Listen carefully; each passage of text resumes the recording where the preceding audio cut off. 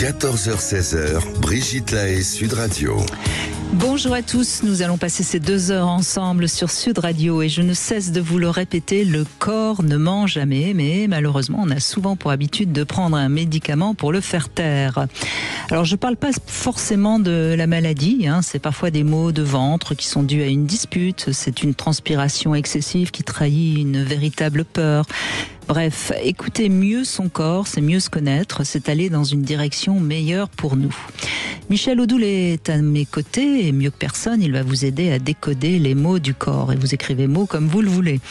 Il pourra nous dire aussi comment mieux soulager nos douleurs et je pense qu'il serait bien de vérifier déjà si on respire correctement parce que il est bien de le rappeler, la respiration, c'est le seul fonctionnement corporel sur lequel on peut agir. Et c'est pas rien. Si vous faites de la méditation, du yoga ou d'autres disciplines comme la cohérence cardiaque, peut-être que vous l'avez déjà remarqué.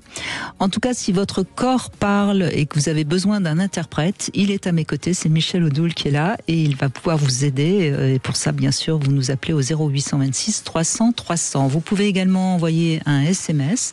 Brigitte 7 20 18. Merci d'être avec nous, Michel Odoul. Le corps ne ment jamais. Vous êtes d'accord avec ça, j'imagine ? Oui, bonjour Brigitte.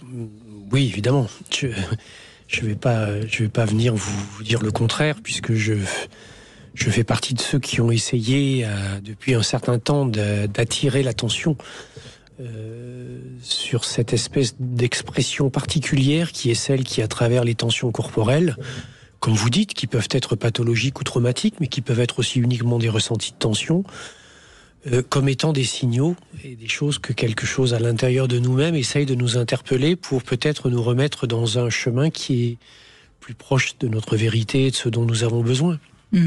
Parce qu'en fait, je parlais donc de la respiration. Quand on respire à peu près correctement, si on n'a pas le diaphragme fermé, si on n'est pas, on peut déjà plus peut-être être à l'écoute de son corps. Est-ce que vous êtes d'accord avec ça ? Oui, parce que c'est une présence à soi. La fonction corporelle respiratoire, mais comme la plupart des fonctions corporelles, nous n'en prenons conscience que quand ça ne va pas.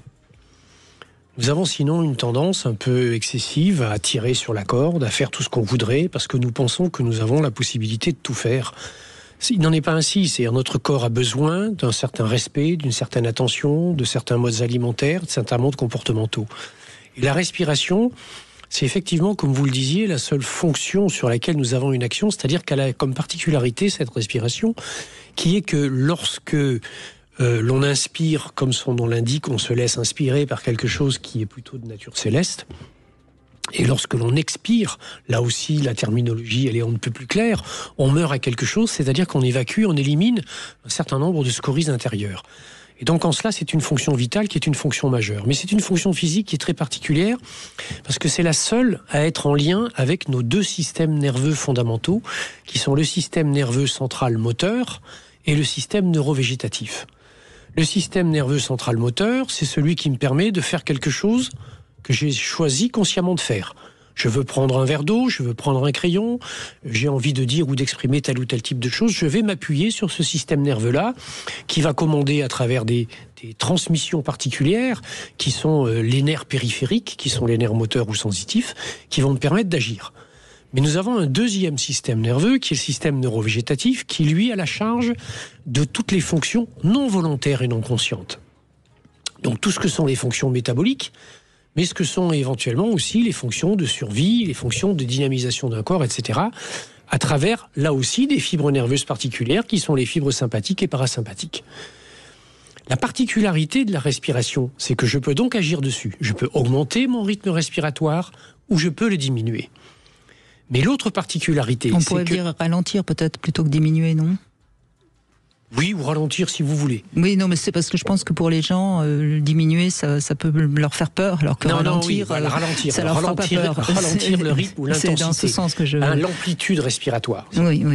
Et la deuxième partie, c'est la partie en lien avec le système neurovégétatif, qui, elle, à un moment donné, de toute façon, prendra le pas sur le reste. C'est-à-dire que je peux décider de respirer doucement. Je peux décider de respirer vite. Je vais me préparer à un effort, je vais me faire un petit peu d'hyperventilation, etc., etc. Je ne peux pas décider de me suicider en arrêtant de respirer. Non. Au Il y a un moment donné, dernier moment, le système neurovégétatif va prendre le pas sur tout ça. Quoi que je veuille, je vais aller rechercher de l'air. Et cette fonction-là, elle est extrêmement importante et intéressante parce que, à travers ce lien avec le neurovégétatif, la respiration va nous permettre d'agir sur d'autres structures corporelles. Vous évoquiez tout à l'heure la cohérence cardiaque. On a découvert, entre guillemets, en Occident en tout cas surtout, combien il pouvait y avoir un lien entre le rythme cardiaque et le rythme respiratoire, et combien, lorsque par exemple on est confronté à une émotion et qu'on a le cœur qui s'emballe, eh bien si on prend conscience de ça et qu'on se sert de sa respiration, le cœur se calme. 1 minute maximum, on a rétabli notre rythme cardiaque, etc. C'est-à-dire que la respiration est donc un vecteur central, majeur, fondamental.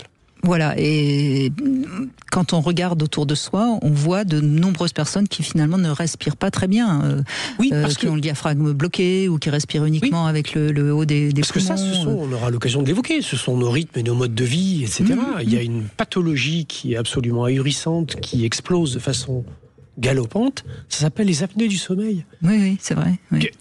Il arrive donc que pendant le temps du sommeil, nous arrêtons de respirer. Ça, c'est la signature de l'état de tension et de stress dans lequel nous sommes aujourd'hui au quotidien. Or, il faut savoir qu'effectivement, de façon biologique et physiologique, dans un premier temps, pour nous protéger et mobiliser toutes les énergies, en état de stress, nous nous mettons en apnée. Les champions de Formule 1, de moto ou de tous les sports extrêmes le savent. Dans l'intensité de l'effort, on se met en apnée. Et d'ailleurs, par exemple, les champions de Formule 1... C'est une question d'énergie, Ils ne respirent que dans les lignes droites. Bien sûr. C'est-à-dire que tout le reste du circuit, et ils apprennent à travailler cette respiration pour pouvoir se ramener, se forcer à ça. Mais si nous sommes dans des quotidiens où nous sommes en permanence en tension, en stress, etc., nous avons une respiration qui monte au niveau des clavicules, ce qui devient ce qu'on appelle claviculaire. Nous n'avons donc que les 10% superficiels des poumons qui permettent de respirer. Et puis petit à petit, si le stress augmente, eh bien on se met sans s'en rendre compte en apnée. Et on peut se retrouver... C'est intéressant de regarder, par exemple, j'ai l'occasion chaque année, je dirige un institut de formation, on fait passer des examens de fin d'année. Et quand les étudiants sont en train de passer l'examen théorique, il est bien évident qu'un certain nombre d'entre eux sont dans des états de stress. Dans le trac, bien sûr. Et quand on les observe, eh bien on voit que sur 2, 3, 4 pages de copie, ils ont répondu sans avoir fait la moindre respiration. C'est-à-dire qu'à ce moment-là, on va souvent utiliser le cerveau et ça va avoir un effet catastrophique. Et que donc, la gestion de la respiration, la conscience portée en permanence sur la respiration, va être un antidote au stress, va être un outil de récupération d'une certaine liberté fondamentale de fond dans toutes les circulations du corps et notamment au niveau cérébral. Et que, de la même manière que le stress a un effet négatif pervers sur la respiration, se servir de la respiration en prenant conscience va avoir un effet qui va être favorable dans le sens où ça va nous permettre d'éliminer le stress. Eh bien, on va respirer profondément durant ces 2 heures. Et puis l'avantage, quand on a une respiration qui fonctionne bien, la voix, généralement, est beaucoup plus agréable à entendre. Parce que, justement, la colonne d'air... ça part d'un peu plus bas. Ça part de plus bas. 0826 300 300, n'hésitez pas à nous rejoindre. Vous voulez parler à Brigitte Lahaie, 0826 300 300. Les apprentis sont tous différents. Ils ont 19, 22 ou 26 ans. Ils sont volontaires, organisés et curieux. Ils sont en CAP, ont le bac ou sont en dernière année de master. Ils veulent travailler dans la restauration, la santé ou la vente et sont des milliers à être encore à la recherche d'un contrat d'apprentissage. Recruteurs, RH, chefs d'entreprise, le plus dur ce sera de choisir. Recrutez votre future pépite sur unjeuneunesolution.gouv.fr. Ceci est un message du gouvernement. Je déclare officiellement ouvert le Suzuki Hybrid Festival et son casting exceptionnel de véhicules hybrides, avec en tête d'affiche la Suzuki Swift des 159 € par mois. Profitez des portes ouvertes ce week-end. Swift Hybrid Avantage, location longue durée 37 mois, 30 000 km, premier loyer de 4 000 €, entretien inclus, valable jusqu'au 30 septembre si accord Kofi Kabaï. Détails sur suzuki.fr. Au quotidien, prenez les transports en commun. Sud Radio Béziers. 102.6. Sud Radio. À tous ceux qui disent, là, on est sur une robe rouge grenat reflet framboise d'une belle intensité. L'attaque en bouche est dynamique, éclatante, le corps est soyeux, délicat, superbe. Et à ceux qui disent, ah ouais, il est bon, hein. Pendant la foire au vin chez Intermarché, profitez de 10% en avantage carte des 40 € d'achat sur une sélection de vins, champagne et effervescents. Et c'est aussi sur notre appli. Intermarché, tous unis contre la vie chère. Jusqu'au 28 septembre, hors produits porteurs d'autres offres, modalités magasins et drive participants sur intermarché.com. Pour votre santé, attention à l'abus d'alcool. Sud Radio, une chaîne, une communauté. Sud Radio, parlons vrai comme vous ne l'avez jamais vu sur YouTube. Les voix que vous aimez, les visages qui les incarnent et des contenus qui vont plus loin. En vidéo, Sud Radio, parlons vrai, au cœur du débat, c'est encore plus fort. Rejoignez-nous sur YouTube, maintenant.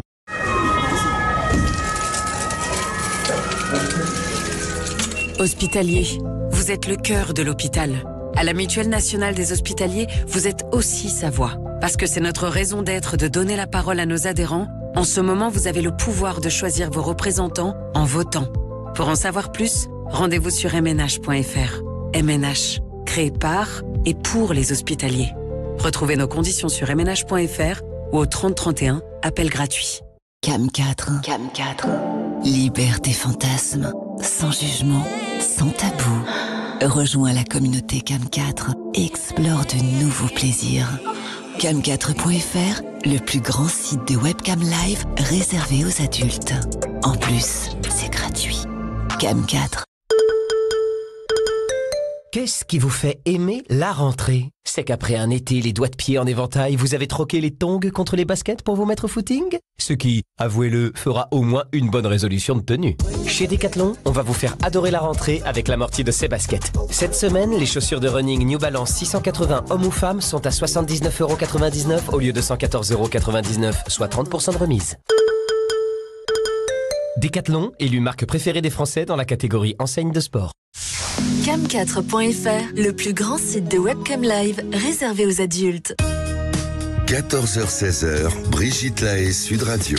Michel Odoul est avec nous, fondateur de l'Institut français de Shiatsu et qui nous aide à mieux comprendre notre corps. Et on parle tout particulièrement aujourd'hui de la respiration, mais on peut évidemment parler de n'importe quel mot du corps si vous avez envie d'avoir notre interprète qui est là jusqu'à 16h. Nathalie, bonjour.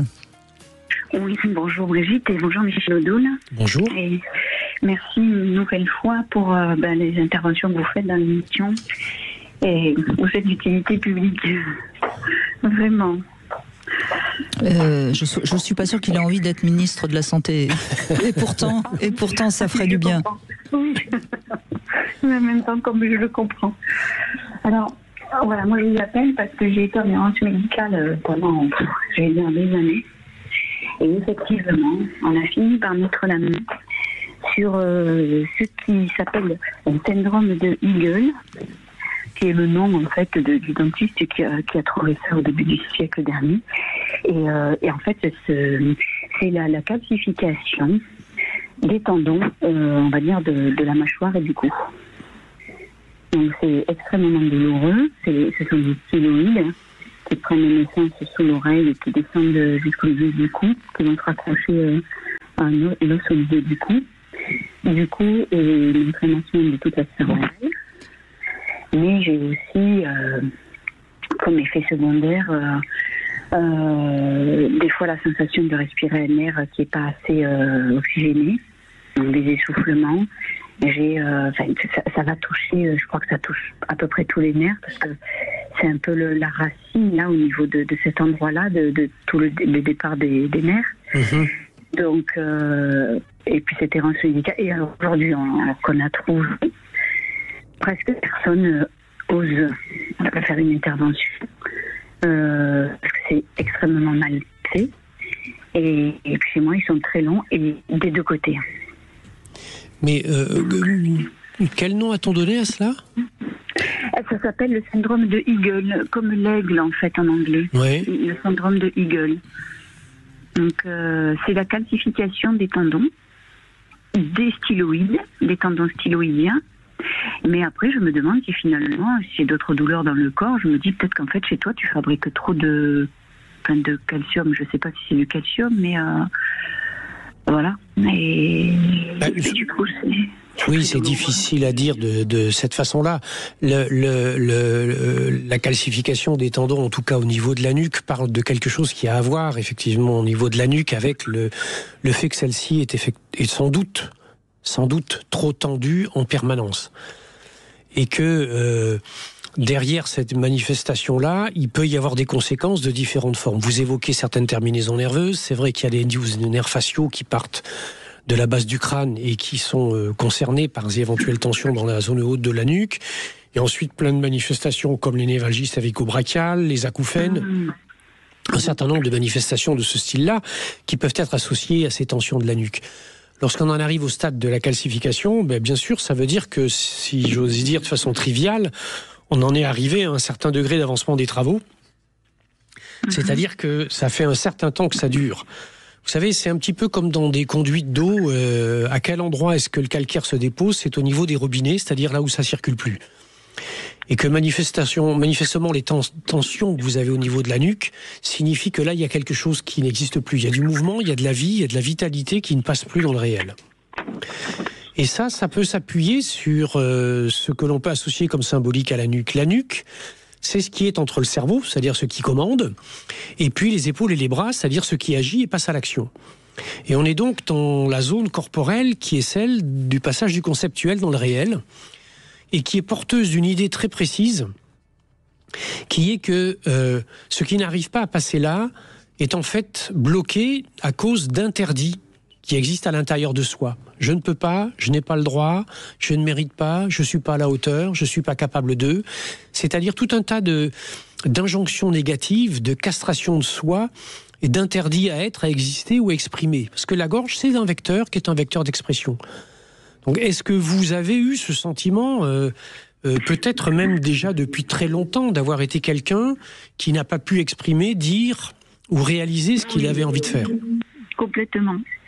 Je dis toujours, ils arrivent de chaque côté, donc ils descendent de l'oreille et ils vont se raccorder au cou, de chaque côté. Donc je dis toujours, c'est en travers, quoi. Et c'est vrai que je dis souvent... Vous en avez à travers de la gorge, quoi. Oui, j'ai beaucoup de choses qui sont restées en travers, oui, c'est clair. Oui, mais il est peut-être temps de les sortir. Mais ça vient de l'oreille. Donc l'oreille, si vous voulez, c'est une zone très particulière. En énergétique, elle est en lien avec un principe qui s'appelle le principe de l'eau, qui gère le squelette et aussi les reins, toutes les architectures et les archaïsmes. Vous savez, si vous voulez vous faire une petite analogie rigolote, regardez la forme d'une oreille, regardez la forme d'une hanche. Et vous allez voir que vous avez exactement la même forme qui est représentée. Voyez la tête du fémur dans la hanche, voyez les petits écouteurs de téléphone dans l'oreille, vous avez exactement la représentation de ce qu'est une hanche. Et que par conséquent, ce qu'il y a au niveau de l'oreille, qui est porté et par la charpente, qui est la charpente fondamentale, est représentatif de ce que sont nos innéités, nos archaïsmes et nos archétypes. C'est-à-dire que là, une partie sans doute des interdits que vous vous êtes mis sont peut-être des choses qui ont été transmises. Alors là, j'ai pas bien... que vous avez entendu depuis toujours, voyez. Ah oui. Puisque l'oreille, c'est ce qui nous permet d'entendre. Est-ce qu'on vous a dit, tu n'es pas capable, tu peux pas, tu n'as pas le droit, tu n'es pas à la hauteur, fais bien comme il faut ? C'est à peu près ça, oui, t'es bonne à rien. Ben voilà. Il est temps de déconstruire tout ça, Nathalie, peut-être. Ça va pas, vous n'allez pas guérir du jour au lendemain, mais au moins vous allez arrêter... Ces calcifications, ne sont pas une fatalité. C'est-à-dire que il faut vous faire aider. Il faut vous faire aider par un ostéopathe ou un praticien shiatsu, mais quelqu'un qui sache ce qu'il fait. C'est-à-dire qu'on ne va pas travailler une nuque comme ça quand elle a des calcifications. Donc il va falloir faire un massage avec des pétrissages latéraux, une détente qui va vous être faite en accompagnement avec la respiration, de la chaleur que vous vous mettez le soir, et petit à petit le fait que vous allez vous autoriser des mouvements qui sont des mouvements fondamentaux, qui sont ceux qui vous permettent de tourner la tête à droite, puis à gauche, de lever la tête en haut, puis en bas. C'est-à-dire les deux mouvements centraux qui disent oui et qui disent non. Oui, je vois pas ça. La natation, pour ça, je peux parce qu'elle est... Ça dépend. Pratique. Oui, ça dépend de la manière dont si vous faites de la brasse, vous allez crisper la nuque en arrière, etc. Exactement. Nagez sur le dos. Je l'aime pas la brasse, oui, ou le crawl ou sur le dos, oui. Le crawl, mais à condition plutôt sur le côté. Brasse indienne un peu. C'est-à-dire que si vous voulez sortir la tête hors de l'eau, forcément vous bloquez. Vous êtes obligé de cambrer vers l'arrière. C'est ce qu'il ne faut pas faire. C'est douloureux, là. Oui, c'est douloureux. La brasse, elle est douloureuse. Mais heureusement, j'ai un médecin que j'ai rencontré, en plus de mon médecin traitant, qui est aussi ostéopathe. Et c'est le seul. Des fois, je supporte plus mes lunettes, par exemple, quand ça c'est trop, je dirais, peut-être, je sais pas comment on peut dire, ankylosé. Oui, c'est les nerfs faciaux qui sont hypersensibilisants. Mais chez moi, ce que je ressens, tout me parle de ce que vous me dites. La hanche elle est douloureuse, le rein est douloureux. Et quand vous me dites tout ce qui est nerfs faciaux, en fait, je me rends compte que des fois, je me dis... Pourtant, je suis quelqu'un qui utilise beaucoup, soit la respiration cardiaque, soit je disais... à la personne là qui m'a reçu à l'antenne, avant l'antenne, pardon, je lui disais, j'utilisais aussi la 4-7-8 pour respirer encore plus profondément, donc ça m'aide beaucoup. Mais ce que vous disiez, c'est que je ressens des hypertensions dans la face. Et souvent, je suis hyper crispée au niveau du visage. Oui. J'espère qu'on ne se voit pas trop, mais ça se sent pas en fait. Il y a que allez sur Internet et puis tapez nerfs faciaux. Vous allez avoir des planches d'anatomie des nerfs faciaux. Vous allez voir qu'il y a une espèce de rameau qui part de dessous l'oreille, qui part directement du crâne et qui vient irradier un petit peu, comme vous savez, ces gorgones de la mer, là, ces espèces comme des coraux qui viennent irradier tout le visage. Et donc, vous allez retrouver les trajets qui sont les trajets de sensibilité. Mais vous allez aussi vous accompagner, vous aider. Le moment de l'endormissement, si j'osais dire, vous allez vous faire une prière intérieure, c'est-à-dire que vous allez vous faire une petite prière dans laquelle vous vous donnez petit à petit le droit, chaque jour, de réaliser, de faire de plus en plus ce qui vous plaît, ce qui vous convient et ce qui va remplir votre vie.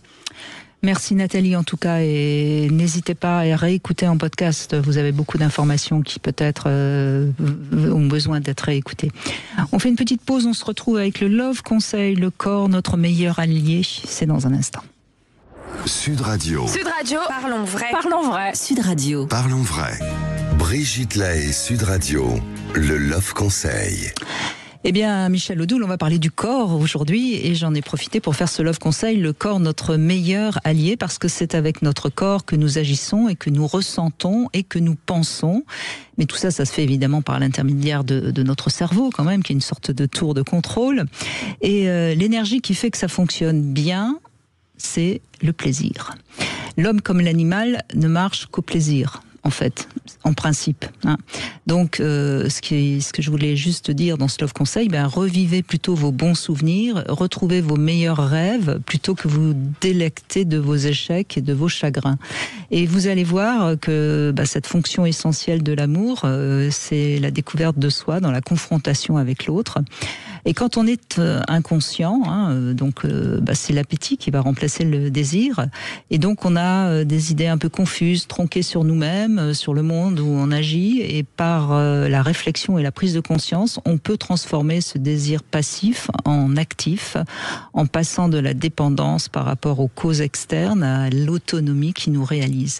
Et c'est par le corps qu'on peut le sentir, parce que lorsque le corps va pas bien, lorsque on a des peurs, lorsque on se refuse des choses, eh bien en général on va pas bien, le corps est parfois même malade. Donc peut-être une vraie prise de conscience en profondeur, ça peut peut-être se faire seul, mais souvent on a besoin de quelqu'un qui va vraiment nous se faire aider. Oui, parce que là vous êtes en plein dans la notion de ce que j'appelle le juste désir dans ce fameux livre, les cinq comment aller chaque jour de mieux en mieux. Oui, c'est ça. On est véritablement dans cette importance centrale du juste désir qui a besoin de la satisfaction et du remplissage des 4 autres désirs fondamentaux, mais d'intégrer et de comprendre. Nous sommes dans une culture et dans une habitude de rapport à nous-mêmes, à notre corps, à notre vie, au monde, etc., dans cette espèce d'imposture qui nous a été donnée à croire, qui est que les choses, elles doivent être faites par elles-mêmes, que tout est dû, et que rien ne nécessite un effort. Mais la vie elle-même est un effort, c'est une lutte, ça fait mal. Déjà, pour sortir du ventre de sa mère, il faut une sacrée force. Hein. Oui, absolument. Et pourquoi on la perd après, cette force? Mais qui est démontré d'ailleurs par quoi? C'est que les enfants qui naissent par un travail qui est un travail normal développent une immunité qui est plus forte que ceux qui naissent par césarienne ou etc. Donc cette notion du travail et de l'effort et de la lutte, oui, quand je travaille sur mon corps pour aller bien, ça me fait des courbatures, ça fait mal, ça n'est pas confortable. Mais à partir du moment où dans mon corps, j'ai quelque chose qui se manifeste, qui me montre que ça ne va pas bien, mon devoir, parce que c'est un vrai devoir à moi-même et puis au monde extérieur et aux autres, parce que je suis aussi ce que je montre aux autres, eh bien c'est de faire l'effort d'eux. C'est de me faire ce mal, entre guillemets, là, c'est-à-dire de m'exhorter, de me pousser. Et on n'a pas toujours envie. Les plus grands bénéfices que j'avais quand je pratiquais l'aïkido encore, et etc., c'était le jour où j'étais tellement fatigué que j'avais pas envie d'aller au cours. Et que quand je réussissais à m'exhorter à y aller quand même, j'en revenais avec un acquis qui était un acquis absolument incroyable, parce que cette espèce de fatigue m'avait obligé à lâcher les faux éléments. Je suis d'accord, moi je vais promener pratiquement tous les jours, marcher, et les jours où il pleut, c'est pas très agréable, j'y vais quand même, et je reviens encore plus fier de moi d'avoir fait cet exercice, absolument. Parce que mais bien sûr, mais c'est vrai, je suis... et il faut bien comprendre une chose, c'est que quand on dit ce genre de choses, ou etc., on ne dit à personne que c'est facile, on ne dit à personne que ça va se faire tout seul, on n'est absolument pas dans un process magique. En revanche, on est dans un processus dans lequel... Il y a qu'à Faucon, c'est pas du tout ça. On est dans un processus dans lequel il y a en tout cas une chose qui est certaine, c'est que rien ne peut se faire sans nous. Rien ne peut se faire sans que nous décidions, même si ça fait mal. Vous savez, c'est cette espèce de chose qui avait été montrée dans un film qui s'appelle 127 heures, de ce monsieur qui était parti escalader une paroi aux États-Unis, qui tombait, qui s'est retrouvé avec le bras bloqué dedans. Il n'avait pas son téléphone portable, il n'avait rien. Et qui, avec un canif, a mis plus de 7 heures à se couper le bras pour sauver sa vie. C'est-à-dire qu'à un moment donné, il y a un choix à faire. C'est-à-dire la chose qui fait mal, elle est là, oui, bien sûr. Alors, on peut pleurer dessus. Ou on peut dire, ok, ça me fait mal, ça ne me plaît pas. Donc, qu'est-ce que je fais pour que ça me fasse plus mal ? Mais la rééducation, ça fait plus mal. Ça fait mal. Ça fait très très mal. C'est pour ça d'ailleurs que parfois, on n'a pas envie de se rééduquer. Mais quelle victoire ! Mais si on ne se rééduque pas, on continue à être handicapé. Quelle victoire ! C'est un choix, évidemment, que chacun peut faire. Oui. Selma, bonjour. Oui, bonjour. Bonjour Brigitte, bonjour Michel. Bonjour. Je suis super contente d'être avec vous. C'est gentil, merci Selma. Puis ça fait plaisir d'entendre votre voix dynamique. Je vous avais déjà eu, Brigitte, avec Sandy. Oui. Il y a une petite année, mais j'attendais après Michel depuis fort longtemps. Eh bien, voilà, vous êtes avec lui. Je vous laisse. Super. Bon, donc moi, j'ai eu un cancer en 2022, un cancer de l'amygdale, induit par le HPV. Voilà. C'est arrivé dans ma vie avec beaucoup de sens, c'est-à-dire que j'ai pas mis longtemps, je me suis pas longtemps posé la question ce pourquoi ça arrivait, et précisément dans la gorge. Et pour moi, c'était les mots non dits. Mm-hmm. Voilà. Et en même temps que ce cancer s'est déclaré, j'étais justement en train de libérer la parole. Voilà, c'est marrant, c'est arrivé en concomitance. Voilà. Donc voilà, j'ai eu les traitements qui sont difficiles, et puis bon, aujourd'hui, ça fait 3 ans maintenant. J'ai quand même des conséquences non négligeables et des divers petits maux, dont un que j'ai depuis ça fait 6-8 mois. J'ai un excès de mucus. J'ai des glaires, j'ai beaucoup de glaires dans la gorge, mais c'est pas du tout au niveau des poumons ni des bronches, je tousse pas, mais j'ai du mucus. Voilà. Donc j'ai un peu éliminé ce qui pouvait être inflammatoire dans mon alimentation, dont les produits laitiers. Ça joue quand même, hein, c'est quand même moins quand j'en consomme pas, même si j'en ai toujours un peu. Mais justement, vous avez, visiblement, vous avez mis du sens sur ce qui vous est arrivé. Et aujourd'hui, quel sens vous mettez sur ce mucus ? Je sais pas. C'est pas aussi limpide que pour le cancer.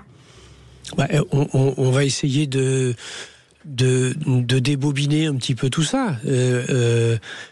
Vous me dites, j'ai eu un cancer à l'amygdale parce que vous en aviez qu'une ? Non. Donc c'était laquelle ? Droite ou gauche ? La gauche. La gauche. Bon, il faut savoir ce que c'est qu'une amygdale, c'est un organe lymphoïde.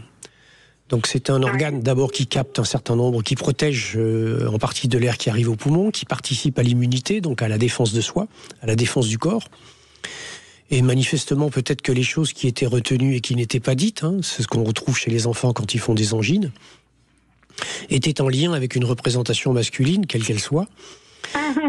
Et donc... Tellement. Pardon ? Tellement. Oui. Voilà.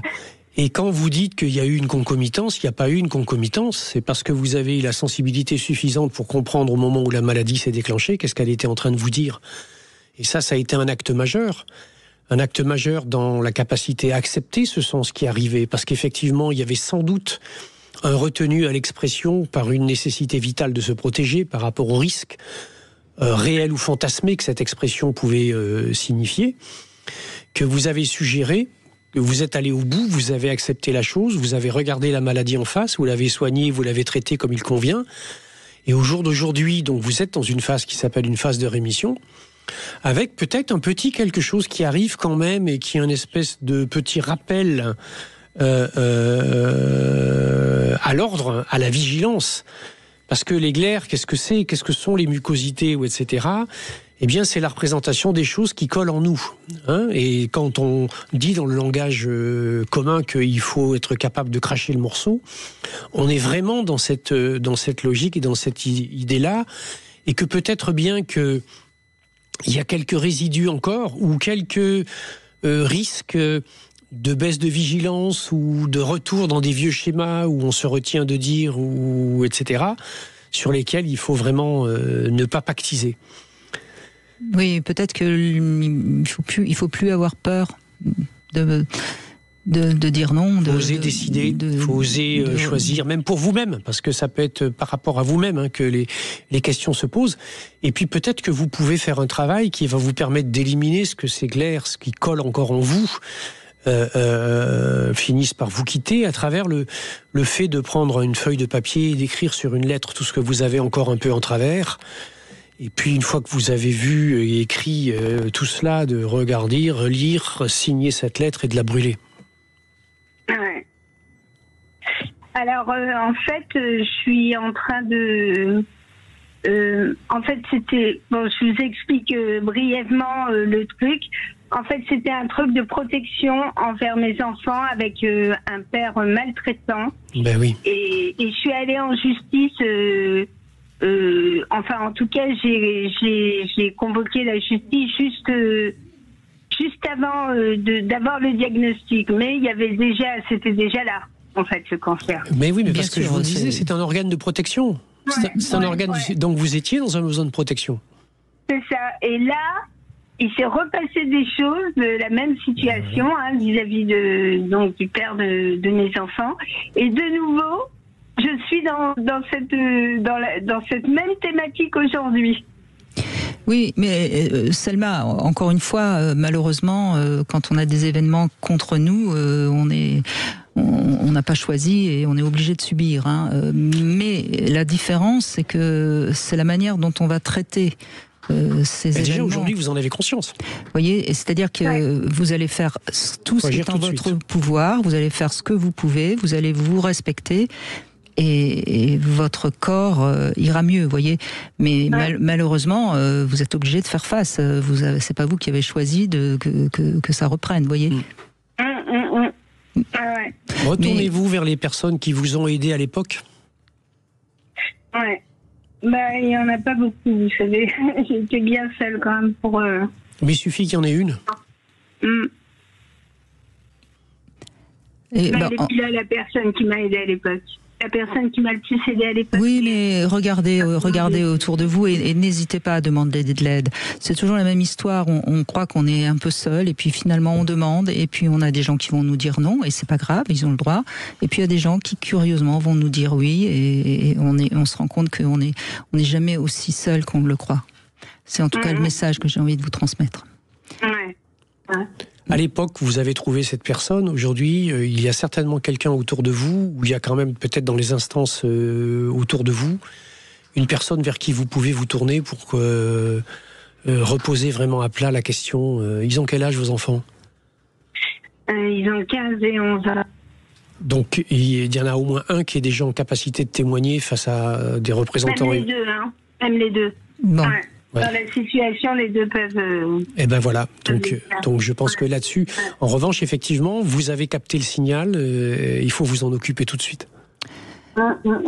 Merci Selma, en tout cas, merci de votre appel. On va faire une petite pause et puis on continue bien sûr à comprendre mieux notre corps avec Michel Odoul. 14h-16h, Brigitte Lahaie, Sud Radio.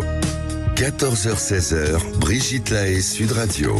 Nous sommes avec Michel Odoul et je rappelle que Dis-moi où tu as mal, je te dirai pourquoi aux éditions Albin Michel est ressorti, augmenté avec les nouvelles maladies de société, parce que c'est vrai que suivant, c'est intéressant d'ailleurs, on pourra faire un jour une émission là-dessus, suivant les époques, suivant les cultures, on a des maladies différentes, ce qui est quand même aussi sur le plan symbolique extraordinaire.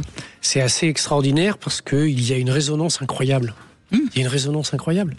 Et ce qu'on évoquait tout à l'heure en début d'émission, c'est-à-dire les apnées du sommeil, c'était quelque chose qui... alors, il va toujours y avoir les mauvais coucheurs qui vont dire « Oui, mais c'est parce qu'on ne savait pas les diagnostiquer », c'est pas vrai. Oui, c'est un peu ce qu'on dit aussi sur d'autres maladies. Voilà. Évidemment. Voilà. Mais de nos époques, c'est vrai, les apnées du sommeil, les problématiques auto-immunes et toutes les maladies en lien avec le système immunitaire et toutes les pathologies neurologiques sont vraiment des choses qui explosent d'une façon absolument incroyable et qui sont tellement parlantes de ce que nos mondes d'aujourd'hui nous proposent malheureusement. Oui. Frédéric est avec nous. Merci de prendre la parole. Frédéric, bonjour. Bonjour Brigitte, bonjour Michel. Bonjour. Ouais, moi mon souci c'est que je néglige mon corps. Bah écoutez, ça peut changer, hein. Pour ça, il faut de la volonté. Parce qu'on me dit très bien ce qu'il faut que je fasse et c'est pas possible. Ça va pas. Si, puisque vous avez téléphoné. Oui, bien sûr. C'est vraiment pour donner mon comment on s'appelle votre témoignage, oui. Voilà, mais donc vous dites vous avez mal.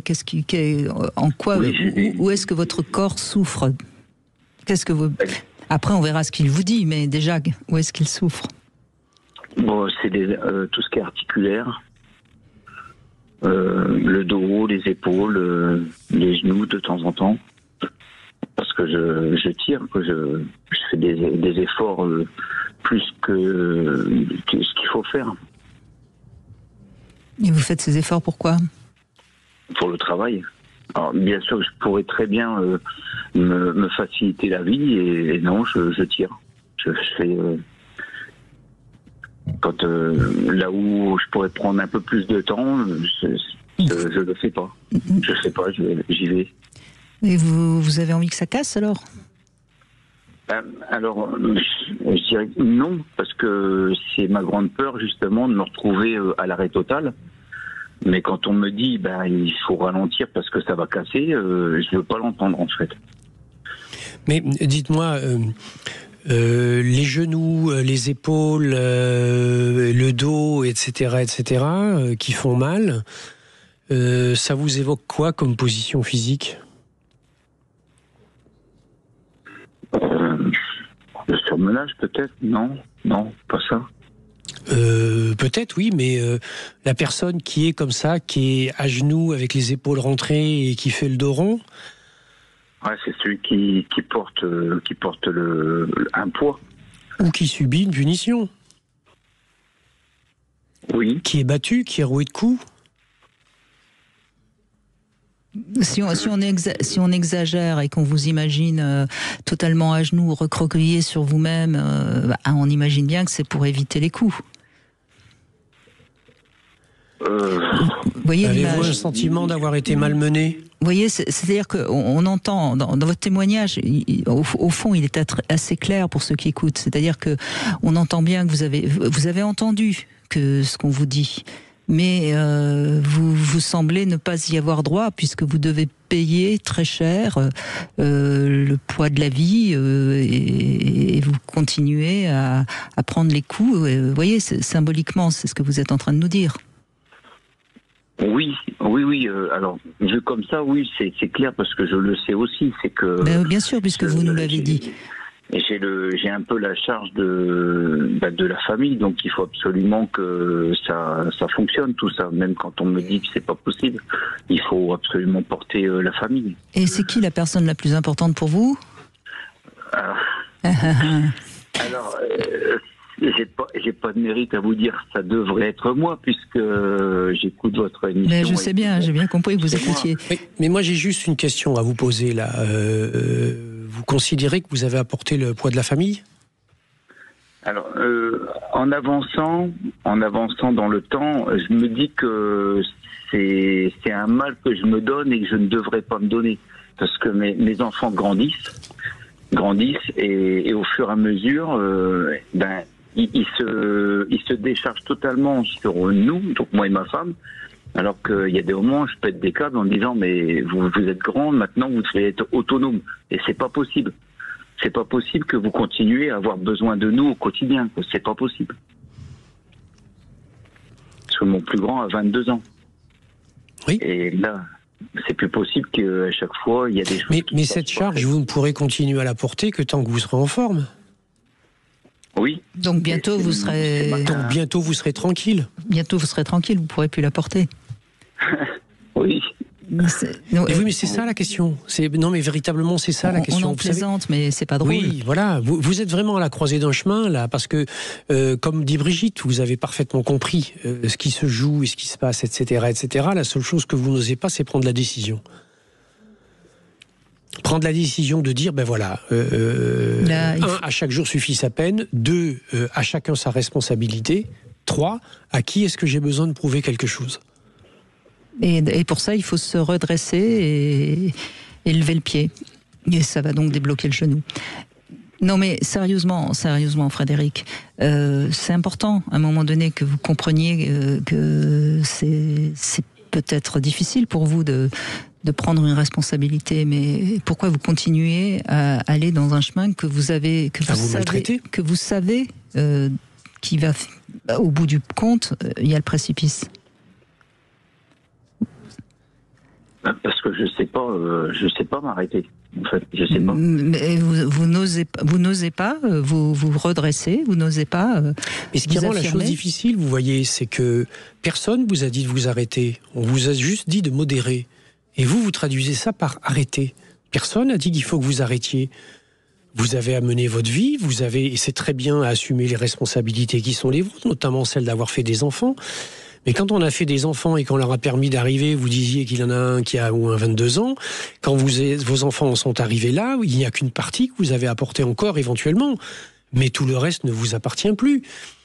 Et que c'est là où vous avez à comprendre que dans le jeu qui est en train de se jouer quelque part, vous vous êtes tellement oublié dans cette histoire-là que vous savez finalement plus qui vous pouvez éventuellement devenir maintenant si vous n'avez plus comme raison d'être les autres. Oui. Et c'est pour ça qu'il faut toujours revenir à soi et se dire qu'on est la personne la plus importante. Mais pour ça, il faut se sentir exister, il faut qu'on ait eu la sensation qu'on existait, et sans doute que ça vient de très très très loin, cette sensation que vous n'existez que pour les autres. Est-ce que vous avez envie de vous aider ? Moi-même ? Oui. Non. Ben voilà, ça va être compliqué là. Donc là, on ne peut plus grand-chose pour vous, Frédéric. Est-ce que votre épouse a envie de vous aider ? Ah oui. Est-ce que si elle vous dit quelque chose ou vous demande de faire quelque chose, vous le ferez ? Non. Ben voilà. Alors comment voulez-vous qu'on vous aide ? Ouais. Je vais vous donner juste un petit truc. Essayez un truc par curiosité. Vous prenez une feuille de papier, vous faites votre planning quotidien. Et sur ce planning quotidien que vous avez établi sur la feuille de papier, vous en enlevez 10%. Oui. Donc vous n'arrêtez pas tout. Vous faites que 90%. Et vous essayez. Et là, vous allez vous rendre compte que la modulation n'a jamais signifié l'arrêt, mais a signifié le fait de réoccuper d'une façon plus juste et plus équitable ce qui est l'espace-temps, emploi du temps pur, qui va permettre de libérer un espace-temps qui sera celui où vous allez pouvoir revenir à vous-même. Et je pense que même malgré les apparences ou etc., et vos enfants et votre épouse n'ont qu'une envie, c'est que vous fassiez ça. Ça vous paraît possible de faire ça ? Oui. Bon. Oui, ralentir, oui.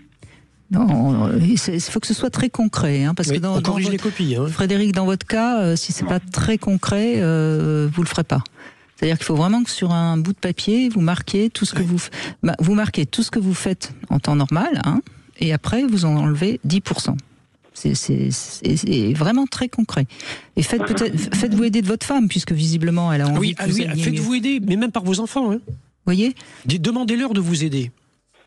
Et d'abord, ça va faire du bien au couple, parce que ça va réunir quelque chose. Puis ça va mobiliser tout le monde. Et puis vous faites vraiment ce truc noir sur blanc. Parce que arrêtez de vous faire mal. Sinon, vous le ferez pas.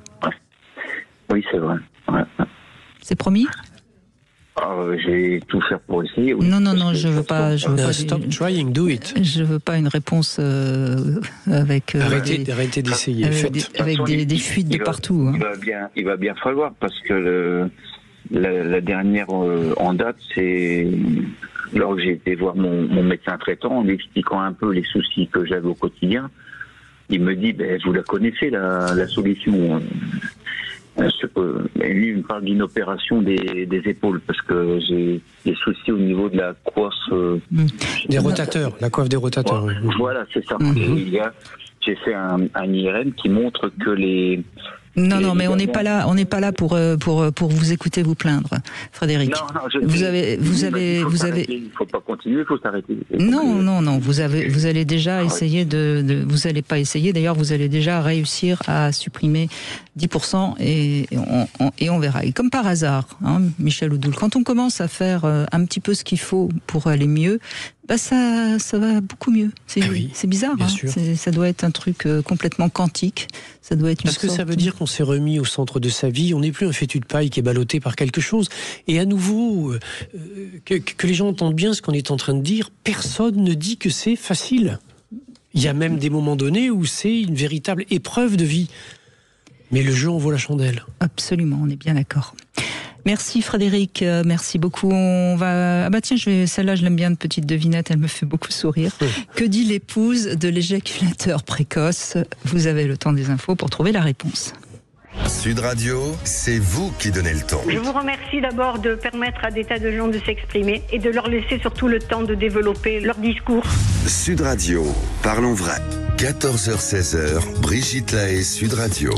Michel Oudoul est avec nous. Je rappelle, Dis-moi où tu as mal, je te dirai pourquoi. C'est aux éditions Albin Michel. Et je crois que vous nous préparez la sortie d'un autre livre pour janvier. Un livre que vous avez retravaillé pour le mettre plus à la lumière de votre connaissance actuelle. Parce que c'est vrai qu'en 20 ans, vous avez avancé. Et de ce que les avancées des recherches et de la science nous permettent aujourd'hui d'objectiver un petit peu plus. Oui, c'est un livre qui était paru il y a déjà un certain nombre d'années, qui est paru en 2006, qui s'appelait « Un corps pour me soigner, une âme pour me guérir ». Et aujourd'hui, j'ai entièrement retravaillé cet ouvrage, donc effectivement, qui sera republié dans fin janvier, en venant le nourrir de toutes les informations qui sont celles qui nous permettent d'objectiver ce qu'est cette chose si particulière qu'on appelle la conscience, avec un C majuscule.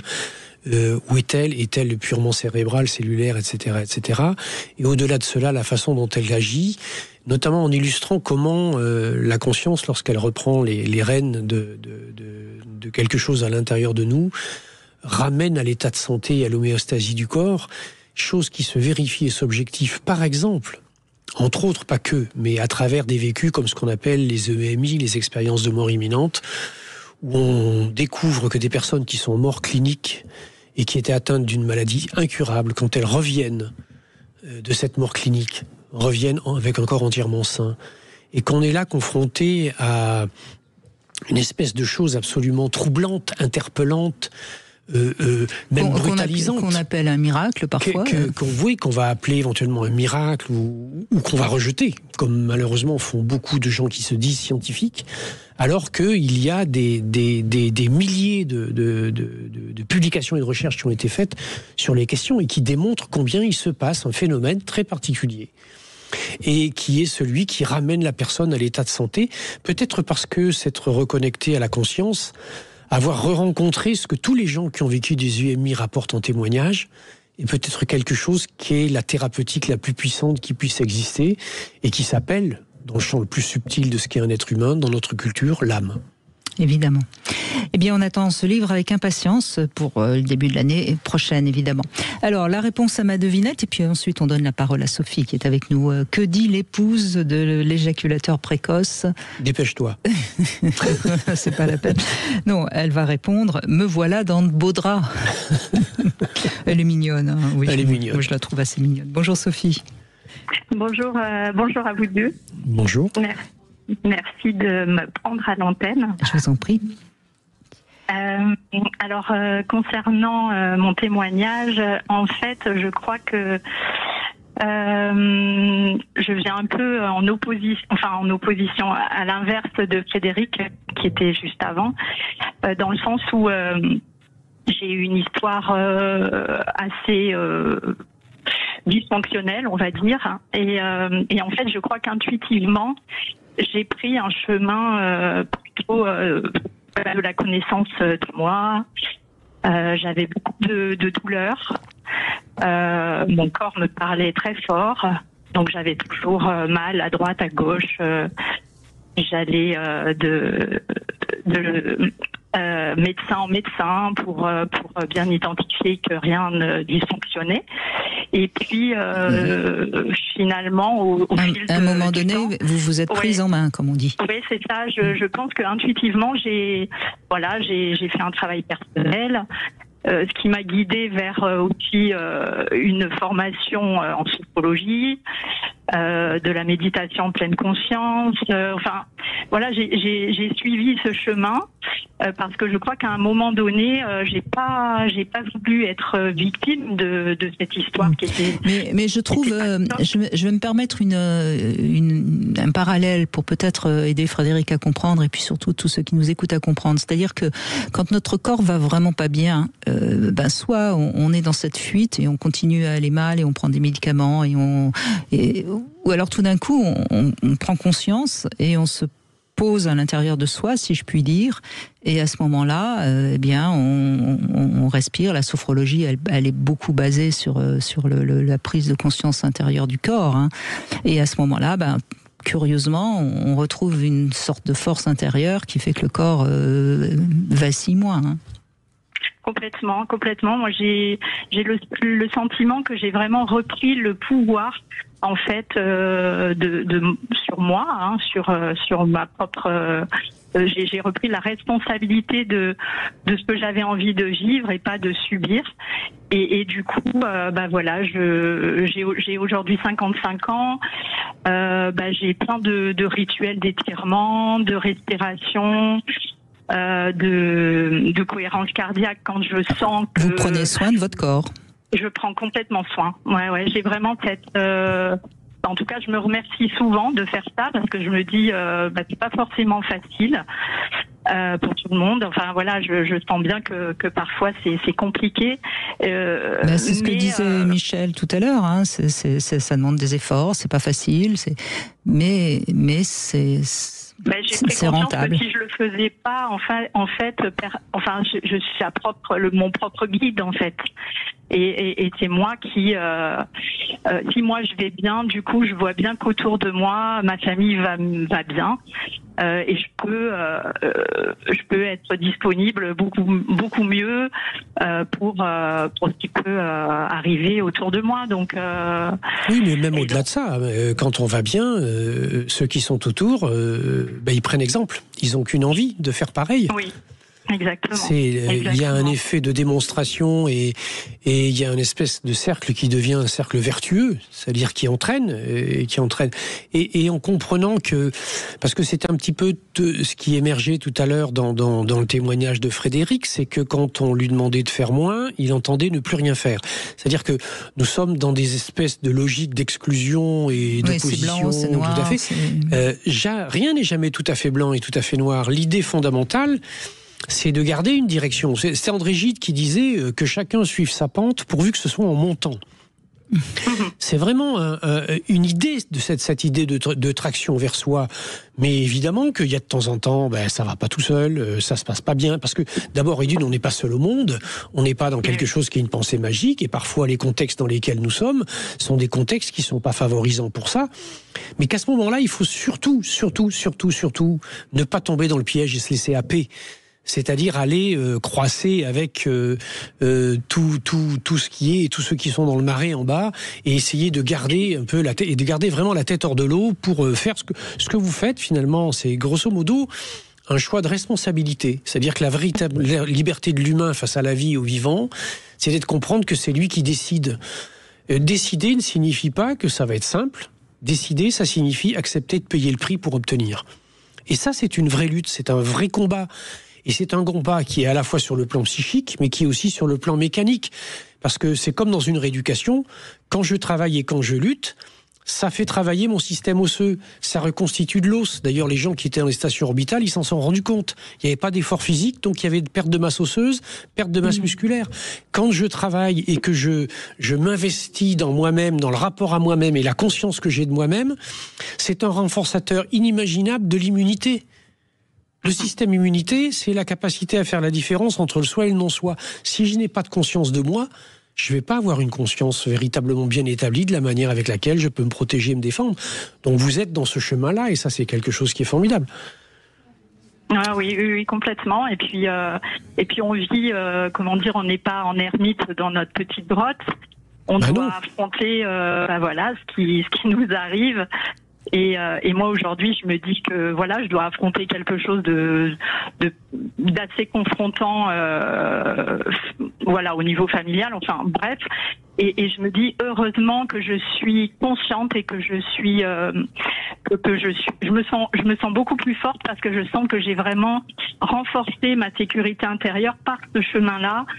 Par mes exercices de respiration, et je peux donc être beaucoup plus présente pour affronter, parce que c'est vraiment ça, ce qu'on veut me faire à l'extérieur. Il y a une vraie vigilance toujours à avoir par rapport à ça. Dans un de mes livres sur les travaux d'Hercule, qui s'appelle « Dis-moi pourquoi ça m'arrive maintenant », c'est l'épreuve herculéenne des cavales de Diomède. Et qui est une épreuve qui démontre combien ce que vous êtes en train de dire et de vivre est juste, et combien, si jamais la vigilance se relâche, c'est ce qui fait que dans cette épreuve, Hercule y perd un de ses neveux qui était censé garder les chevaux, parce qu'il l'a laissé trop vite avoir à prendre en charge des choses qui n'étaient pas les siennes, et qu'il a baissé la garde et qu'il a baissé sa vigilance, et qu'il y a vraiment, dans ces moments-là, à être très présent à soi, parce que vous êtes confronté à une épreuve. Mais parfois, il y a une nécessité à une vigilance incroyable quand tout va bien. En tout cas, merci Sophie. Votre témoignage va peut-être guider certaines personnes qui nous écoutent, et merci de nous l'avoir offert. On fait une petite pause, on se retrouve dans un instant. Vous voulez parler à Brigitte Lahaie? 0826 300 300. 14h-16h, Brigitte Lahaie, Sud Radio. Eh bien Michel Odoul, nous allons retrouver notre nouvelle rubrique « C'est maintenant », mais je vous rappelle que demain on sera avec Claude Parisot et on parlera de la sexualité. Pourquoi est-ce un pilier aussi important dans le couple? On verra ça avec vous bien sûr, et vous pouvez réagir au 0826 300 300. Alors c'est maintenant pour nous dire quelque chose que vous avez sur le cœur, que vous n'avez peut-être jamais osé dire, ou peut-être que vous avez envie de demander pardon à quelqu'un, ou de faire une révélation, ou peut-être de me raconter la phrase, le mot qui a changé votre vie. Et c'est Iris qui est avec nous, et merci beaucoup Iris de prendre la parole. Oui, bonjour et bonjour Brigitte. Merci de m'accueillir avec cette nouvelle rubrique.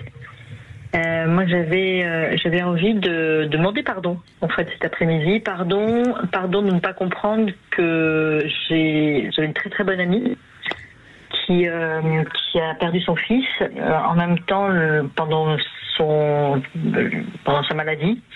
Moi, j'ai eu un accident de voiture avec ma famille où j'ai failli, effectivement, ça a été très grave. Et je n'ai pas été en mesure de pouvoir m'occuper d'elle et d'aller régulièrement voir son fils à l'hôpital, et elle m'en veut beaucoup. D'accord, donc son fils est mort d'une maladie, c'est ça? Oui, d'une maladie qui a duré quelques mois, oui. D'accord, et vous étiez donc, suite à un accident de voiture, assez déjà dans la souffrance, hein, on peut le comprendre. Complètement perdu, parce qu'on a fait des tonneaux sur l'autoroute, j'ai cru que ma fille était décédée d'ailleurs. Donc ma tête, elle était derrière, moi j'étais à côté, c'est pas moi qui conduisais.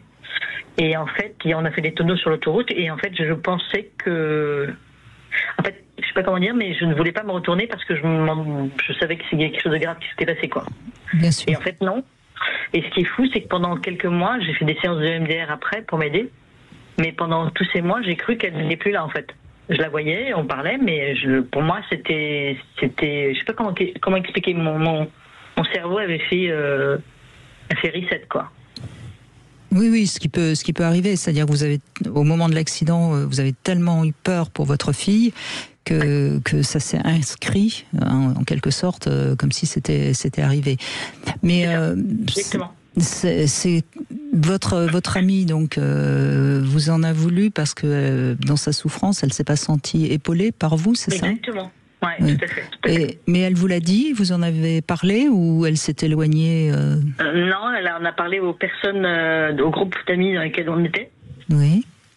Mais moi, j'ai jamais réussi à pouvoir parler avec elle puisque quand j'essaie d'approcher, elle est hyper vindicative et surtout, elle évite. Il y a combien de temps qu'elle a perdu son fils? C'est presque 10 ans, je crois. D'accord. Donc, d'une certaine manière, il y a peut-être un phénomène, mais encore une fois, c'est une hypothèse, hein, c'est peut-être pas la bonne, hein, donc, mais je vous l'offre. Vous savez, quand on souffre tellement, c'est la pire douleur que de perdre son fils, hein, je crois que tout le monde est d'accord là-dessus. Ce qui permet parfois de tenir, c'est de la haine ou de la colère qu'on va porter sur quelqu'un d'autre. C'est exactement ça. C'est ce qu'on m'a expliqué. Mais surtout associé au fait que vous, dans l'accident, vous n'avez pas perdu votre fille. Exactement. Ouais. Et donc, il y a un sentiment d'injustice. Ok, j'entends. Donc vous êtes un petit peu son bouc émissaire, si je puis dire, qui lui permet de... Mais c'est dommage, parce que tant qu'elle sera dans cette colère et dans cette haine, elle s'en sortira pas. Elle restera dans la douleur et c'est ce qu'il faudrait, c'est qu'elle puisse s'écrouler, qu'elle puisse sortir toute la peine qu'elle a dans son cœur. Et là, pour l'instant, son cœur, il est plutôt tenu par la haine qu'elle vous porte.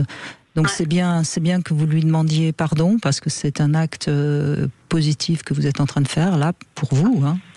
Mais je pense qu'il faut aussi que vous acceptiez de faire le deuil de cette relation, parce que vous n'avez que des coups à prendre. Ouais, c'est clair. Parce que là, une fois, on était en train de faire la queue, on habite en plus très proche dans le chez le boulanger, elle était devant moi et elle a bien vu que j'étais là, mais elle ne s'est pas retournée et moi je lui ai murmuré des choses en revanche.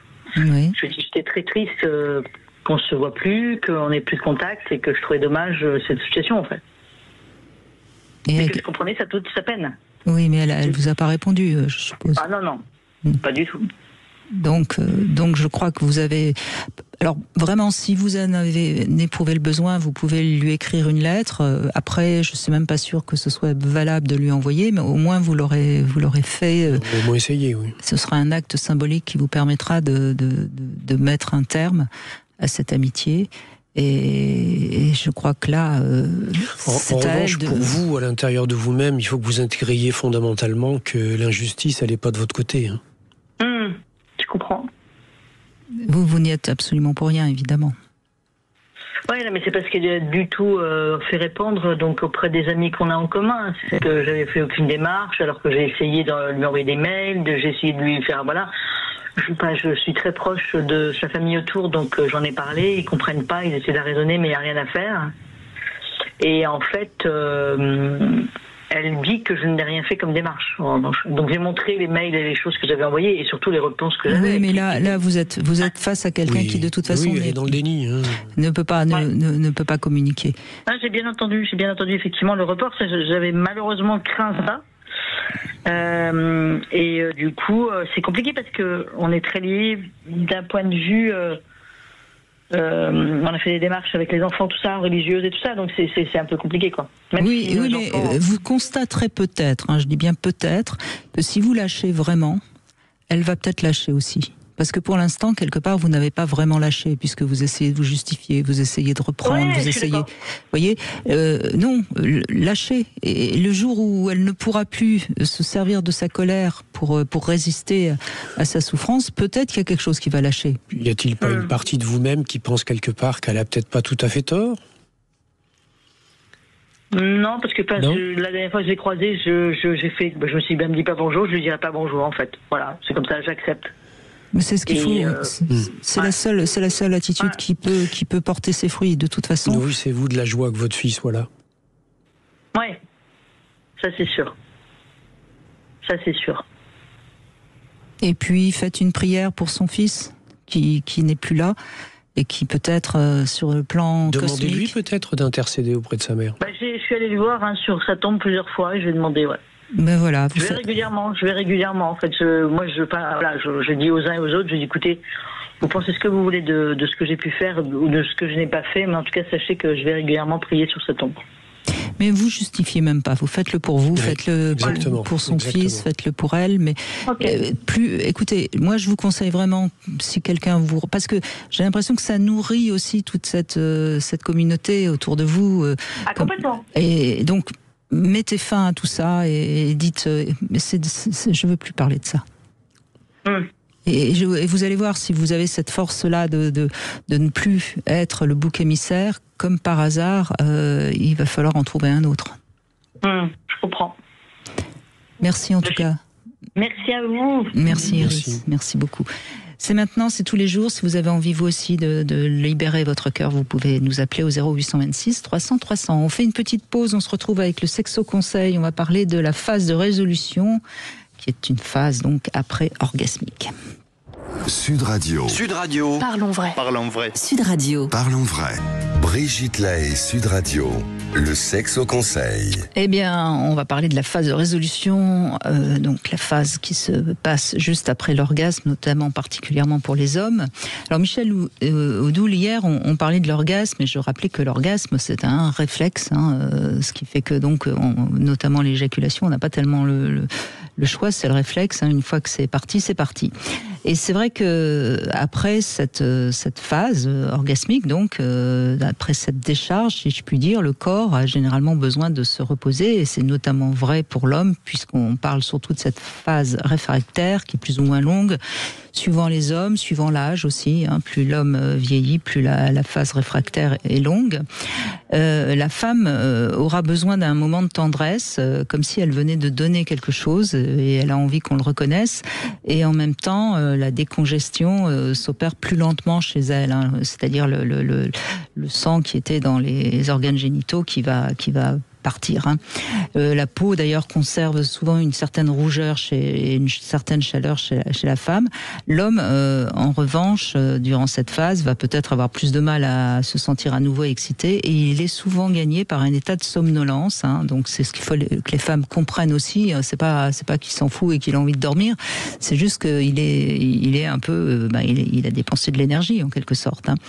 Je rappelle quand même sur un plan cardiaque, par exemple. On va passer de 70 battements par minute à 110 voire 180 durant l'orgasme. Donc on voit bien que c'est peut-être pas un exploit sportif, mais enfin c'est quand même pas anodin. Donc tout ça c'est à comprendre, parce que l'après-orgasme du couple, ça peut être un moment où on se sent pas écouté, pas reçu, Donc c'est bien de comprendre que on réagit pas forcément de la même manière, et essayer de bien se comprendre mutuellement. Oui, il y a des biomécaniques qui sont différentes. Et effectivement, le coup de flou, voire l'endormissement ou etc. de l'homme n'est pas obligatoirement signifiant qu'il n'en a plus rien à foutre, si j'ose dire. C'est le cas de le dire. Oui. C'est-à-dire que il est sans doute la signature qu'il se passe quelque chose sur le plan hormonal et sur le plan intérieur, sur le plan neurovégétatif. On évoquait ce système nerveux particulier. Et oui, les hormones, endorphines, adrénaline, noradrénaline, tous les éléments qui sont mis en ordre de marche et de bataille dans ce moment qui est très intense, puisque comme vous le dites, des pulsations cardiaques augmentent énormément. On est vraiment dans la notion pure de ce qu'est l'effort physiologique. Génère ensuite, à partir du moment où il y a eu cette explosion que représente l'orgasme, une espèce de relâchement fondamental. Ce que l'homme ne sait pas gérer. Le mec, il a besoin de tenir. Le mec, il a besoin de maîtriser, de tenir toutes les choses. Et quand il a les potentiels d'action qui lui échappent, eh bien, à ce moment-là, ça redevient quelque chose de particulier. Il n'y a qu'à regarder un homme qui a la grippe, il est au bord de l'agonie. Parce que il est fatigué, il tient plus debout, il sait plus quoi faire, il sait plus comment maîtriser, etc., etc. Et dans ce qui est la relation au post-orgasme, il y a ce relâchement fondamental, il y a ce besoin d'aller récupérer, d'aller se ressourcer. Et il a une mécanique qui est très simple, du style on-off, qui est que lorsque, effectivement, l'orgasme a eu lieu, eh bien, le relâchement et la désinfiltration vasculaire des zones est beaucoup plus facile, parce qu'elle est beaucoup moins étendue que ce qui est le cas pour la femme. Et donc, ça explique cette différence. Il faut parler dans ces moments-là. Il faut, enfin, pas au moment où il s'endort. Non, bien sûr, mais quand il se réveille, mais expliquer la chose, parce que ça peut être très mal interprété. Voilà, c'était pour ça qu'il fallait peut-être ce sexo-conseil pour aider les couples à mieux comprendre. Fabienne nous rejoint. Bonjour Fabienne. Bonjour Brigitte. Bonjour Michel. Bonjour. Eh bien, vous avez souffert d'une tendinite à l'épaule, c'est ça ? Oui. Alors c'était l'année dernière, j'ai été avec un compagnon très possessif, et ce compagnon, en fait, on était amis depuis très longtemps avant, et on s'est mis ensemble l'année dernière. Oui. Et suite à une altercation que moi j'ai pas forcément compris, j'ai développé une tendinite à l'épaule. Et donc j'ai fait beaucoup d'acupuncture, d'ostéopathie, etc. Jusqu'au moment où je me suis rendu compte que c'était cette relation qui me freinait en fait, et je devais supporter beaucoup de choses, et je n'arrivais pas à être comprise. Et plus j'essayais d'être comprise, et plus en fait lui il était encore plus emprisonnant en fait. C'est-à-dire que vous aviez le sentiment qu'il fallait l'épauler, si je peux. J'avais pas le sentiment qu'il fallait l'épauler, j'avais le sentiment de ne jamais être à sa hauteur en fait, au niveau de ses exigences, parce qu'il était très jaloux, très possessif. Oui, mais vous savez, corporellement parlant, l'épaule, elle porte une symbolique très claire et très précise. Ce sont les contraintes ou les empêchements à agir venant de quelqu'un d'extérieur. Et vous étiez dans une relation dans laquelle il y avait une domination cachée plus ou moins manifeste, qui se traduisait par les attentes ou les exigences ou les demandes qui pouvaient vous être adressées en permanence, et qui instaurait une espèce de rapport plus ou moins toxique qui pouvait exister entre vous, qui s'est totalement révélé le jour de ce vécu et de cet impact, et qui a généré cette tendinite. La tendinite est un état inflammatoire d'un tendon, c'est-à-dire de ce qui permet aux muscles de s'attacher à l'os et de fonctionner. Et donc vous avez vraiment été, parce que le feu, c'est le feu de l'émotion, bien sûr, cet état inflammatoire, parler d'un impact émotionnel extrêmement fort dans lequel se révélait véritablement cette relation de contrainte à agir, de contrainte au comportement de telle ou telle forme, ou d'empêchement à être vous-même. Oui, c'est exactement ça. Et pour le mettre en rapport avec le thème de l'émission, la respiration, j'ai participé à une formation en fin d'année où le professeur nous a fait faire plusieurs temps de cohérence cardiaque. Et dans ce moment-là, en fait, j'ai eu beaucoup d'émotions qui sont sorties, et j'ai compris que cette relation, en fait, elle n'était pas pour moi. Et du moment où j'ai pris conscience et ensuite on s'est séparés, j'ai plus du tout eu mal à l'épaule. Bien sûr. Oui, mais bravo. Et vous voyez, c'est toujours pareil, c'est que cette cohérence cardiaque vous a fait revenir en vous-même. Et tant mieux que les émotions, vous les ayez accueillies comme ça, et que vous ayez pu comprendre, parce que ça vous a fait gagner du temps et peut-être guérir plus vite de votre tendinite. Oui, c'est ça. Accueillir déjà l'émotion et ce qu'elle signifie, mais l'accepter, ce qu'elle signifie en sens. Parce qu'à partir du moment où on prend conscience de quelque chose et qu'on met du sens sur ce qui fait mal dans le corps, ça implique la décision, l'acceptation des changements qui ont besoin d'être mis en place, et c'est ce que vous avez su faire. Oui, après c'est des années de travail, et puis j'écoute Brigitte depuis des années aussi. Ah ben voilà. Mais vous, non seulement vous écoutez, mais vous entendez, c'est bien. Non, mais c'est important parce que en effet, le corps parle tellement, mais faut-il pouvoir l'écouter? Évidemment, c'est pas si simple non plus. Hein. On est tous au même point, de toute façon. Mais là aussi, ce qui est intéressant dans ce témoignage, c'est le fait de voir qu'à partir du moment où on a pris conscience de ce qui se passe et où on a décidé de mettre en place ce qui convient pour que ça s'arrête, ça s'arrête. C'est-à-dire que on est là dans quelque chose qui va sembler incroyable, magique, etc., alors que ça n'a rien à voir avec la magie. Parce que qu'est-ce qu'il faut savoir sur le plan biomécanique, etc., c'est qu'en fonction des structures corporelles, on va avoir un corps qui va fonctionner dans des directions qui sont plus habituellement les mêmes. Donc là, les tendons de l'épaule, ils fonctionnaient et ils étaient comprimés dans les gaines, ce qui générait des frottements, qui fabriquaient la tendinite. Quand on se retient droit, qu'on redresse la tête et qu'on regarde à nouveau son chemin comme il faut, etc., les tendons refonctionnent dans le bon sens et la tendinite va s'arrêter. C'est-à-dire que sur le plan de la mécanique, on va pouvoir analyser ça. Mais le changement qui s'est placé sur le plan mécanique, lui, il a eu comme origine le fait que vous avez pris conscience de quelque chose et que vous avez accepté ce que ça voulait dire. Exactement. Écoutez, merci de ce témoignage, parce que c'est bien aussi qu'on ait des témoignages qui sont positifs, c'est-à-dire qui montrent que comprendre ce qu'on traverse, bien, ça nous aide à aller mieux. Accepter le prix du changement. Et puis parce qu'une séparation n'est jamais facile. Évidemment. Surtout que c'était, en plus, si j'ai bien compris, Fabienne, un ami de longue date. Donc, il y avait forcément une affection profonde, enfin un lien qui s'était quand même construit au fil du temps. Donc, c'est plus difficile de couper. Oui, et puis maintenant, il n'y a plus aucun lien, quoi. Oui, je crois que... Enfin, après, c'est difficile, vu ce que vous racontez, de revenir dans une amitié qui a été, mais qui ne peut plus être. Et puis, vous savez, c'est pareil, quand on a une relation qui va pas bien, une rupture, on voit la personne avec ses mauvais côtés, et donc on a tendance à devenir méfiant, et on n'a pas tort. Ah oui, là, je ne veux plus de lui dans ma vie, c'est sûr. Ouais. Oui, bien sûr. Et puis, vous savez, la nature a horreur du vide. Oui. Donc, s'il n'est plus là, il y aura quelqu'un d'autre. Exactement. Surtout que vous avez l'air d'être assez lucide, donc on ne se fait pas trop d'inquiétude pour vous. Merci. Merci Fabienne, merci beaucoup. On fait une petite pause et il sera déjà temps de conclure dans un instant sur Sud Radio.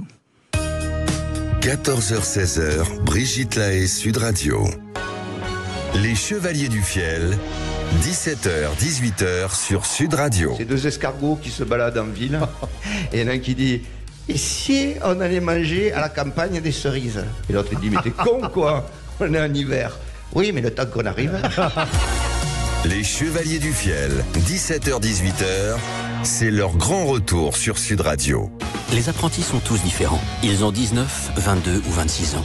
Ils sont polyvalents, créatifs et persévérants. Ils sont en CAP, ont le bac ou sont en dernière année de master. Ils veulent travailler dans le numérique, le BTP ou l'industrie. Et sont des milliers à être encore à la recherche d'un contrat d'apprentissage. Recruteurs, RH, chefs d'entreprise, le plus dur, ce sera de choisir. Recrutez votre future pépite sur unjeuneunesolution.gouv.fr. Ceci est un message du gouvernement. Sud Radio Bayonne. 103.9. Sud Radio. Bonjour, je m'appelle Eya Belkirat. Je suis conseillère EDF pour les entreprises. Mes clients entrepreneurs veulent une gestion sans imprévu de leur budget électricité. Alors, je leur propose un contrat EDF adapté à leur activité, dont la part énergie est à prix fixe de 1 à 4 ans. Ils peuvent ainsi mieux maîtriser leur budget et être plus tranquilles. Appelez-nous au 3022. EDF. Service gratuit, prix d'un appel local. Plus d'informations sur edf.fr. L'énergie est notre avenir, économisons-la. Contrat à prix fixe de l'énergie hors répercussion des évolutions réglementaires prévues dans le contrat. Papa, c'est quoi cette bouteille de lait? Papa, c'est quoi cette bouteille de lait? Eh bien, c'est très simple. Cette bouteille de lait... Eh oui, depuis 55 ans, c'est Lactel qui vous accompagne chaque matin avec son bon lait 100% français et riche en vitamine D. C'est la rentrée. Reprenons les bonnes habitudes au petit déjeuner pour bien démarrer la journée. Avec Lactel, réenchantez vos matins sans écran grâce au programme Moins d'écran, plus de vie. Découvrez des astuces et activités sur nos bouteilles de lait et en magasin. L'essentiel est dans Lactel. Pour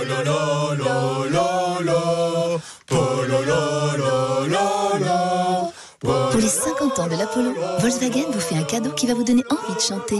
Pendant les instants Volkswagen du 11 au 15 septembre, profitez de l'Apollo à partir de 129 € par mois. Pour une Polo neuve LLD 37 mois et 30 000 km, premier loyer de 4 000 €, puis 36 loyers de 129 € si acceptation par Volkswagen Bank. Valable sur une sélection de véhicules du 1er au 30 septembre dans la limite des stocks disponibles. Conditions sur Volkswagen.fr. Pour les trajets courts, privilégiez la marche ou le vélo. Leclerc, bonjour. Oui, je voulais vous remercier pour vos tomates françaises. Ça fait du bien d'avoir du choix. Vous parlez de nos tomates côtelées rouges, noires ou jaunes à 1,99 € le kilo du 9 au 11 septembre. Et vos tomates allongées cœur rouge au même prix. Tout à fait. Ah, ça c'est Leclerc. Et en plus, elles sont trop bonnes. Vous avez raison. Et chaque semaine, il y a 10% de tickets Leclerc en plus sur les fruits et légumes à activer sur votre appli Mon Leclerc. Chez Leclerc, le goût du frais, ça se défend tous les jours. Catégorie 2, modalité et magasin participant sur www.e.leclerc. Je suis le professeur Calino et j'adore. Quand le jouet préféré de votre enfant commence à faiblir, pas de panique. Vos nouvelles piles sont déjà en route. Elles arrivent demain avec Amazon Prime. Produit du quotidien. Livré en un clin d'œil, c'est sur Prime. Je suis le professeur Calino et j'adore les câlins. Sous réserve du respect des heures limites de commande. Cam4.fr, le plus grand site de webcam live réservé aux adultes. 14h-16h, Brigitte Lahaie, Sud Radio. Avec Michel Audoul, l'auteur de 10 mois où tu as mal, je te dirai pourquoi, aux éditions Albin Michel. On va conclure avec vous, Alexandra. Merci de prendre la parole. Bonjour. Oui, bonjour Brigitte et bonjour Michel. Bonjour. Déjà, je voulais dire merci beaucoup pour vos émissions. Ça fait 20 ans que je vous écoute, Brigitte. Wow. J'apprécie beaucoup Michel aussi. Voilà. Merci. Et vous avez bien raison. Et on est ravis de l'avoir avec nous régulièrement. Et il vous écoute. Alors, allez-y, racontez-nous ce qui vous arrive. Alors oui, moi je vous appelle parce que la raison première, c'est que j'ai des fourmillements dans les mains et dans les pieds. Voilà, ça reste léger, mais c'est quelque chose qui m'a beaucoup inquiétée. Voilà, les médecins m'ont dit que, a priori, c'est bénin. J'ai eu beaucoup de stress et je suis dans un changement de vie. Voilà, j'ai aussi eu d'autres somatisations, donc un léger acouphène et des légers vertiges. Mais en fait, en écoutant votre émission, là, j'ai fait des liens. C'est-à-dire que donc je suis dans cette période de transition professionnelle où je largue un peu les amarres, je vais partir voyager longtemps. Et donc j'ai aussi mon ex dont je suis très proche qui a eu un cancer, j'ai eu très très peur. Lui, il a eu un acouphène il y a 2 ans, je pense que ça résonne avec ça. Et les vertiges, je suis en train de couper avec ma mère en ce moment qui est vraiment très toxique avec moi et elle a eu beaucoup de vertiges après sa grossesse. Donc voilà, et les fourmillements, j'étais très inquiète parce que ma grand-mère a eu la sclérose en plaques et on était élevés dans la terreur de la sclérose en plaques. Mais le médecin m'a dit non, mais c'est pas ça. Voilà, donc c'est aussi comment savoir pour mieux gérer cette période de transition. Les fourmillements diminuent un peu, mais ça dure quand même depuis janvier. Vous avez eu raison d'appeler parce qu'on entend bien comment il y a des manifestations comme ça qui finalement traduisent bien ces inquiétudes qu'on peut comprendre en plus. C'est jamais facile de changer de vie en quelque sorte. Vous êtes confronté à un corps qui est en train de vous dire que tout ce sur quoi vous aviez basé un certain rapport à la vie, il faut que vous le lâchiez. Et donc, évidemment que ça génère ces espèces de fourmillements et de sensations, de choses qui picotent, d'envie qui a besoin de s'exprimer, de se manifester, mais qui n'arrive pas à émerger. Tout ça se traduit par des tensions au niveau de votre nuque, parce que l'intégralité des symptômes que vous nommez prennent leur point de départ là. Que ce soit les acouphènes, que ce soit les vertiges, que ce soit les fourmillements au niveau des extrémités, jambes et pieds. Et donc, vous êtes dans quelque chose qui exprime le fait que, jusqu'à présent, et dans ce que vous avez été, vous avez sans doute été quelqu'un qui a été dans une conformité de vie, mais qui s'est interdit ou qui s'est empêché, quelles que soient les raisons de cela, de véritablement réaliser ses rêves et ses projets de vie. Et au fur et à mesure de votre avancée, pardon ? Oui, exactement. Oui, tout à fait. Et là, vous êtes dans une phase où un certain nombre de vécus, dans un premier temps, qui vous sont extérieurs, Donc cet ami, sa maladie, votre mère, et etc., vous montre que il y a une impermanence dans beaucoup de choses et qu'il serait temps que vous vous occupiez de vous-même, qu'il serait temps que vous vous redonniez la place qui vous convient, qu'il serait temps que vous re-rentriez dans une sensibilité à vous-même et à votre vie, parce que les fourmillements empêchent de vraiment ressentir le monde, que ce soit celui qui est au niveau des pieds, c'est-à-dire la manière dont on se positionne, ou que ce soit celui qui est au niveau des mains, c'est-à-dire avec les choix de vie que l'on va faire. Faites ce voyage, partez. Saisir, en quelque sorte.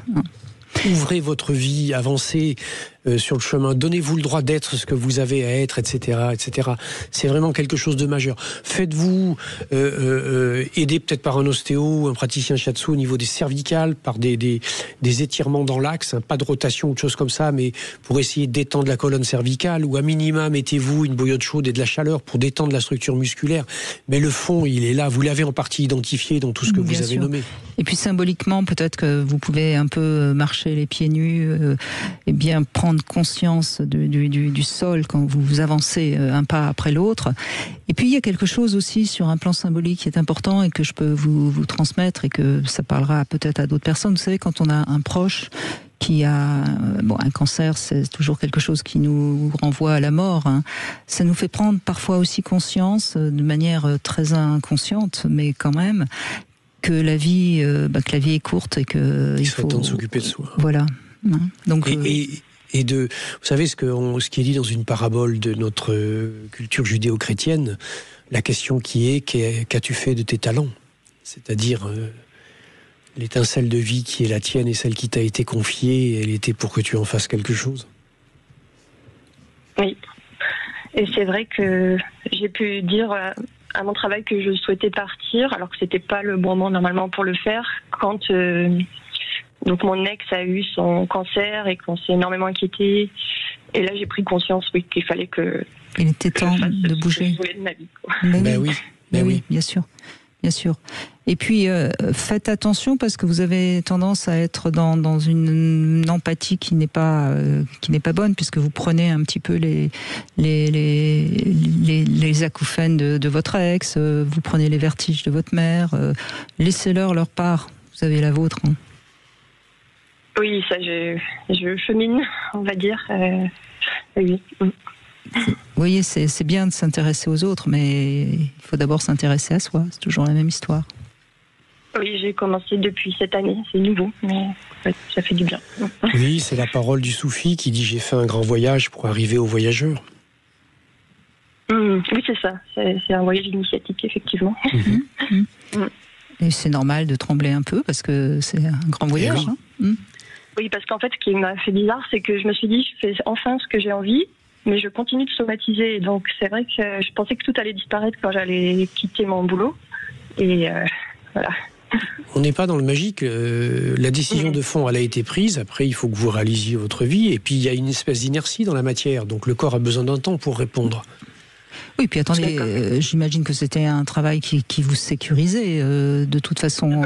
Donc vous lâchez la sécurité pour la liberté, certes, mais la liberté, d'abord, elle fait peur. Ça peut faire peur. Elle peut faire peur. Et puis pour l'instant, vous êtes dans une zone d'inconfort, puisque c'est pas encore complètement établi tous ces changements. Donc c'est normal que vous ayez un peu la tremblote. D'accord, ça me rassure de l'entendre. Voilà, c'est un peu ce que je pensais, mais... Oui, non, il faut. Mais en revanche,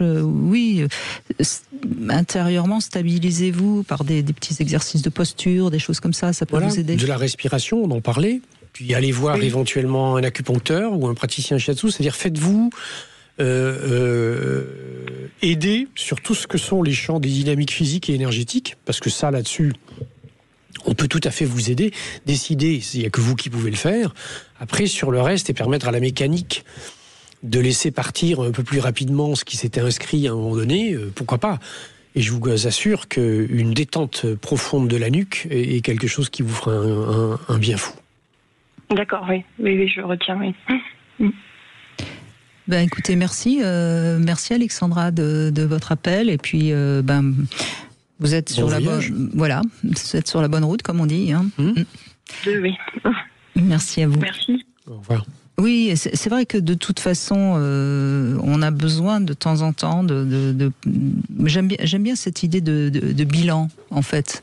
Je trouve que on pourrait de temps en temps faire un petit bilan, ou faire un point, si vous préférez, aussi bien sur le domaine de sa vie sentimentale, que sur le domaine professionnel, que sur le domaine spirituel. Là, quand je parle de spirituel, ça veut dire quel sens on donne à sa vie, parce qu'au fond, l'être humain est un être d'habitude. On aime bien nos habitudes et parfois on sécurise. On s'y accroche à nos habitudes, mais parfois nos habitudes deviennent de la routine, donc on s'ennuie, ou ça peut devenir des prisons. Hein. C'est la grande lutte qui existe à l'intérieur de tous les êtres humains entre ce qu'on va appeler le sédentaire et le nomade. Le nomade, il est entièrement libre, mais il n'a aucune sécurité. Le sédentaire, il est en sécurité, mais il n'a aucune liberté. Et après, il y a une espèce de choix à positionner dans ce que je veux et dans ce que j'attends. Oui, et puis en même temps, parfois, cette sécurité, on la paye très très cher, parce que quand on a acheté à crédit un appartement et qu'on a à peine de quoi rembourser le crédit, enfin, je veux dire, on se met parfois aussi dans des situations. On a à déconstruire les prisons dans lesquelles on s'est mise à un moment donné, bien sûr, mais il faut pas croire que quand on parle des choses comme ça veut dire que pour nous ça a été facile. Moi, le jour où j'ai tout quitté, alors que j'avais un job valorisant, très bien payé, etc., tous les codes de ce qui était pour faire ce que je fais aujourd'hui, qui à l'époque n'était quand même pas tout à fait encore la mode, c'était un risque énorme, c'était monstrueux, ça faisait peur, ça m'a fait peur, etc. Il a fallu malgré tout que j'y aille, et ça ne se fait pas facilement au jour le jour, etc. Mais c'est tellement nourrissant par le fait qu'à travers ça, on est, entre guillemets, ce que l'on a à être, que ça n'a pas de prix. On est bien d'accord. On continue et on va conclure avec Grégoire qui nous rejoint. Bonjour. Bonjour Grégoire. Ah, je crois qu'on va l'avoir dans une minute. On essaye de le joindre. Oui, je pense que c'est des choix de vie. Encore une fois. Et peut-être que ce qui est difficile actuellement dans notre société, en tout cas en France, c'est qu'on est assez libre finalement d'avoir des choix. Et si ça marche pas, on peut s'en prendre à soi quand même. Oui, et c'est peut-être ça qui fait qu'il y a tellement de gens qui sont pas bien, anxieux, etc., etc. Avant, on pouvait accuser la religion, on pouvait accuser. Alors aujourd'hui, on accuse les politiques, mais est-ce qu'ils sont oui, le monde, la société. Donc peut-être revenir à soi, c'est peut-être la meilleure solution pour au moins avoir la vie aussi bien qu'on aimerait qu'elle soit. Oui. Grégoire, merci d'être avec nous. Bonjour. Oui, bonjour. Bonjour Brigitte. Et Michel qui est avec nous. Bonjour Michel Odoul. Bonjour. Donc vous avez des douleurs passagères au dos et aux jambes, hein, c'est bien ça ? Oui, exactement. Ça m'arrive souvent en fait depuis le décès de mon père, donc qui est en 2022. Et j'ai remarqué qu'au moment du décès, en fait, avant ou après, j'ai des douleurs qui viennent. Donc une année, j'ai eu très très mal au genou pendant une semaine, 15 jours. Il était vraiment gonflé. Donc j'avais fait une IRM et tout ça, mais il n'y avait rien. Et puis cette année, j'ai été enrhumé pendant plus d'1 mois, à partir de mi-juin. Mais c'est vrai que perdre son père, ça peut couper les jambes. Hein. C'est ça, exactement ça. Après, j'ai lu les livres de Michel Odoul et je vous écoute souvent. Donc maintenant, c'est vrai que j'arrive à soit faire des rapprochements, soit au moins réfléchir à ce qui pourrait emmener ça. Vous savez, la récurrence anniversaire, c'est un grand classique. Elle est la signature, en tout cas, que le deuil n'a pas été fait. Il y a donc fondamentalement, et ça votre corps vous le dit avec les genoux, qui est l'articulation de l'acceptation. Alors sur le plan de la mécanique, votre genou qui gonfle, il n'y a rien d'étonnant, même s'il n'y a aucune lésion. Ça peut surprendre beaucoup de monde, ça. En fait, c'est simplement parce que votre hanche se bloque, se ferme, que l'iliaque se tourne vers l'avant, que ça génère une traction sur les quadriceps de la jambe, qui comprime le genou, qui pince une poche à l'intérieur du genou qui permet le glissement de l'articulation qui s'appelle la synovie. Et vous avez un petit épanchement de synovie. Donc ça, sur le plan de la mécanique, c'est tout à fait compréhensible. Pourquoi la hanche se ferme ? Parce que la hanche se ferme parce qu'il y a un vécu d'abandon et de trahison. Il y a un vécu de se retrouver seul, de se sentir un peu abandonné, d'avoir du mal à accepter que l'autre soit parti alors qu'on avait encore tant besoin de lui ou tant de choses encore à lui dire. Et que c'est là-dessus qu'il y a sans doute quelque chose qui a besoin d'être pacifié et d'être tranquillisé. Ouais, surtout que le décès était en 3 semaines, donc du coup ça a été très rapide. Et oui. Oui, vous n'avez pas eu le temps de vous préparer. On n'a pas eu le temps de tout faire ce qu'on aurait eu à faire. Et de lui dire ce que vous aviez à lui dire et d'entendre ce qu'il avait à vous dire. Mais c'est fait maintenant. Il faut que vous puissiez vous occuper de vous. Et... Vous savez ce que vous pouvez faire ? Écrivez une lettre à votre père que vous lui adressez au ciel et que vous brûlez quand vous avez mis tout ce que vous aviez envie de lui dire. C'est un travail symbolique qui peut déjà pas mal aider. Et puis, quoi qu'il en soit, votre père, il est en vous. Vous êtes ce que vous êtes parce que c'était votre père. Même charnellement parlant. N'est-ce pas ? Donc, il faut vraiment que vous appreniez à lui parler à travers vous. Vous voyez ce que je veux dire ? Vous pouvez avoir ce dialogue intérieur avec lui. C'est pour ça que beaucoup de personnes ont besoin d'aller au cimetière pour parler. Parce que c'est une façon de se parler à soi, de se faire du bien et de trouver la juste place de ceux qui nous ont quittés mais qui sont en nous. D'accord, très bien. Merci Grégoire, merci beaucoup. Il est temps de se quitter. Merci beaucoup Michel Odoul. J'espère qu'on aidera tout le monde à inspirer la vie avec joie et bonne humeur en ces temps troubles. Merci en tout cas. Et je rappelle qu'on peut vous lire, bien sûr, vous avez écrit beaucoup de livres. On parle toujours de 10 mois où tu as mal, je te dirai pourquoi, mais il y en a bien d'autres. Tout de suite, vous retrouvez Marie pour C'est votre avenir. Et demain, on sera avec Claude Parisot. On parlera de la sexualité dans le couple. Sud Radio, c'est votre opinion qui compte. Je vous écoute depuis des années, tous les matins, dès que je pose le pied, j'allume Sud Radio. Sud Radio, parlons